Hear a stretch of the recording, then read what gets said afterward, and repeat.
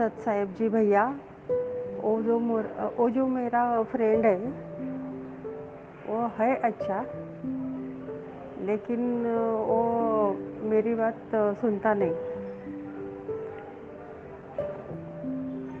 वो बोलते हैं कि हम घर जैसे रहते हैं, तो इसमें क्या दिक्कत है। हमारा जो नाता है वो नाते से, हमने बस सिर्फ शादी नहीं की, इतना ही प्रॉब्लम है। बंदी छोड़ सतगुरु रामपाल जी महाराज जी की जय हो। सतसाई बहन, आपने एक बार पहले भी मुझे कॉल किया था और आपने अपने जीवन से संबंधित कुछ बातें मुझसे शेयर की थी। पहले आपकी शादी हो चुकी थी, बच्चे भी हैं आपके, और उसके बाद आपके पति का देहांत हो गया। इसी बीच आपकी एक पुरुष से मित्रता हो गई और जो भी आपके संबंध रहे हों उनसे। उसके बाद आपको परम पूज्य सतगुरु रामपाल जी महाराज जी का ज्ञान सुनने को मिला। आप जी ने उन्होंने नाम दीक्षा ले ली।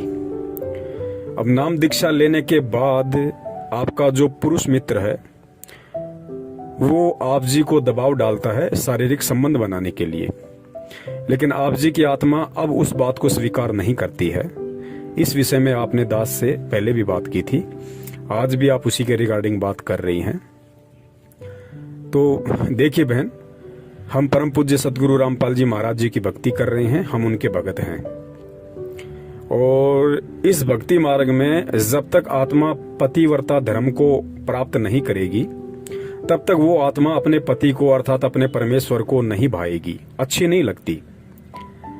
और जो व्यक्ति संत रामपाल जी महाराज जी का शिष्य बनने के बाद, उनकी भक्ति अपनाने के बाद, चाहे पुरुष हो चाहे स्त्री हो, जो सांसारिक रूप से पतिव्रता नहीं हो सकते, अगर पत्नी है, यदि वो पत्नी अपने पति के प्रति वफादार नहीं रह सकती, यदि कोई पति है और वो यदि अपनी पत्नी के प्रति वफादार नहीं रह सकता, अर्थात जो व्यक्ति परम पूज्य सतगुरु रामपाल जी महाराज जी से नाम दीक्षा लेने के बाद भी सांसारिक पतिव्रता वाला धर्म नहीं निभा सकता, वो व्यक्ति आध्यात्मिक रूप से कभी भी पतिव्रता धर्म का पालन नहीं कर सकता और कभी भी अध्यात्म में वो आत्मा परम पूज्य सतगुरु रामपाल जी महाराज जी को पसंद नहीं आएगी। वो कभी भी अपने गुरुदेव को प्रसन्न नहीं कर सकती।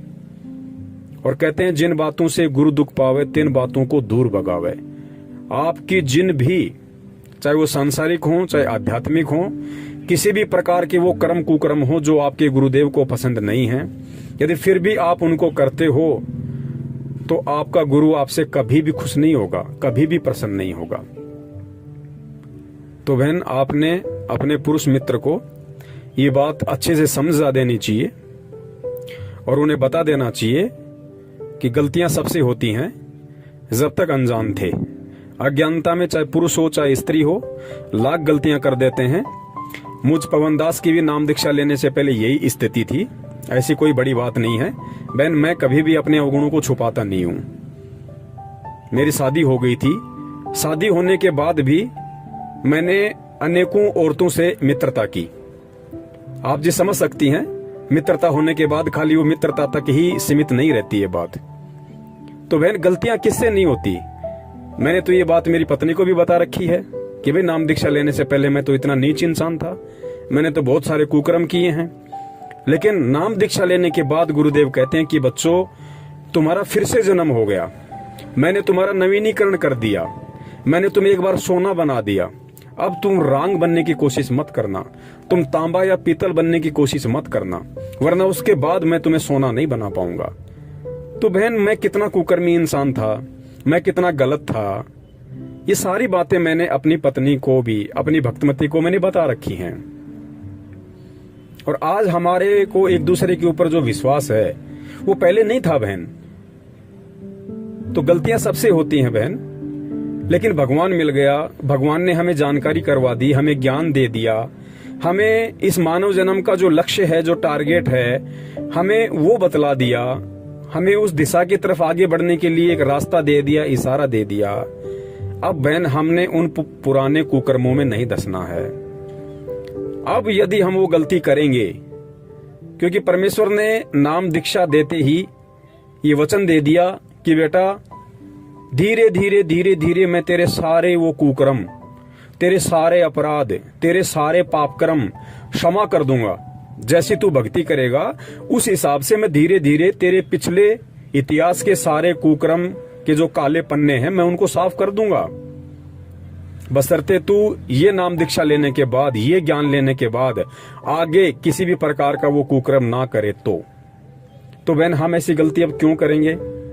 जो कर्म हमारे प्रयत्नों से असंख्यों जन्म नहीं कट सकते थे, वो पाप कर्म परमात्मा ने नाम दीक्षा देते ही हमें आश्वासन दे दिया, विश्वास दिला दिया कि बेटा धीरे धीरे करके मैं तेरे सारे पाप कर्मों को काट दूंगा। अब तू आगे अपनी भक्ति कर और मेरी मर्यादाओं में रह। तो बहन अब नाम दीक्षा लेने के बाद में पहले यदि कोई बहन थी और यदि उसका किसी पुरुष से संबंध था तो आगे उसने उस संबंध को बिल्कुल समाप्त कर देना चाहिए। और यदि कोई पुरुष था, उसका यदि किसी स्त्री से कोई संबंध था तो उसको अब वो संबंध बिल्कुल समाप्त कर देना चाहिए। उन्हें समझा देना चाहिए अच्छे से, प्यार से, और एक भाई बहन का रिश्ता कायम कर लेना चाहिए। अगर सामने वाला समझदार होगा तो उस चीज को एक्सेप्ट कर लेगा। अगर नहीं करता है तो हमने उसका किसी भी क्रिया में, उसका किसी भी बात में, किसी भी प्रकार से कोई भी समर्थन नहीं करना है। और अगर ज्यादा जोर जबरदस्ती करता है तो उसके लिए आप जी कानून का सहारा ले सकती हैं। तो अब हम सतगुरु की शरण में हैं, और सतगुरु की शरण में आने के बाद में अब हमने बिल्कुल भी गंदगी में पांव नहीं देना है। तभी हमारा परमात्मा प्रसन्न होगा, तभी हम इस भक्ति मार्ग में कुछ हासिल कर पाएंगे, कुछ प्राप्त कर पाएंगे। तो बहन हमें बहुत सोच समझ के एक एक कदम हमने फूक फूक के इस भक्ति मार्ग पे अब रखना होगा। और जाने अनजाने में यदि मन में ऐसा कोई दोष उत्पन्न हो जाता है, ऐसे कोई भाव आ जाते हैं, क्योंकि हम काल के लोक में रहते हैं, पांचों विकार यहाँ सबके अंदर हैं। और गुरुदेव कहते हैं कि बच्चों ये पांचों विकार कभी भी नष्ट नहीं होंगे, ये डाइल्यूट हो जाएंगे, निष्क्रिय हो जाएंगे, वो भी ये भक्ति करते रहने से।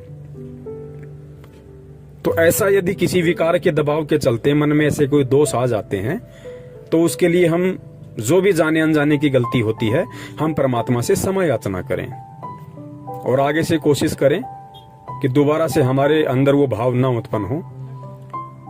तो बहन अब आपने किसी भी प्रकार से आपके पुरुष मित्र को सहयोग नहीं करना है, आप उन्हें अच्छे से समझा दीजिएगा। अगर वो समझते हैं तो अच्छी बात है, अगर नहीं समझते हैं तो आप उनसे अपना बिल्कुल रिश्ता समाप्त कर लीजिएगा। अब यदि आपका कोई मित्र है, आपका कोई भाई है, आपका कोई पति है, आपका कोई रिश्तेदार है, आपका कोई परमेश्वर है असली मायने में, तो वो आपका गुरु है, आपका सतगुरु है।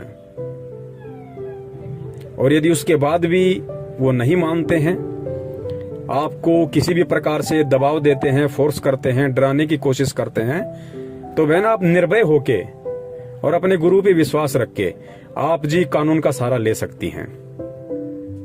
और उन्हें बता दीजिएगा कि आइंदा ना मुझे फोन करें, ना मुझसे मिलने की कोशिश करें। तो जरूर परमात्मा हमारे साथ में है, क्योंकि बहन जब हम परमेश्वर के आश्रित होकर और किसी भी प्रकार की जो गंदी सोच है, गंदी इच्छाएं हैं, कुकर्म हैं, जब हम उनको त्यागने की सोच लेते हैं तो परमात्मा उसी क्षण हमारे साथ हो जाता है। परमात्मा बहुत सारे रास्ते खोल देता है और भगत को उस गंदगी से परमात्मा हाथ पकड़ के बाहर निकालता है। ये 100% श्योर है, इसमें कोई झूठ नहीं है, सत्य है ये। तो आज के बाद क्योंकि नाम लेते ही आप एक पवित्र आत्मा हो जाती हैं और इस पवित्रता पे किसी भी प्रकार का कोई भी लांछन, कोई भी कलंक, कोई भी दाग धब्बा ना लगे, इसके लिए हम कोशिश करें कि हम परमेश्वर को ही अपना सब कुछ बना लें, अपना पति, भाई, बंधु, माता, पिता। और है भी वही असल में, जो रिश्ते यहाँ के रिश्तेदार नहीं निभा सकते, उन रिश्तों को वो परमात्मा 1000% बखूबी निभा देगा बहन। वो सारा आश्रय देता है, सारा प्यार देता है परमात्मा, जो यहाँ के रिश्तों से नहीं मिलते।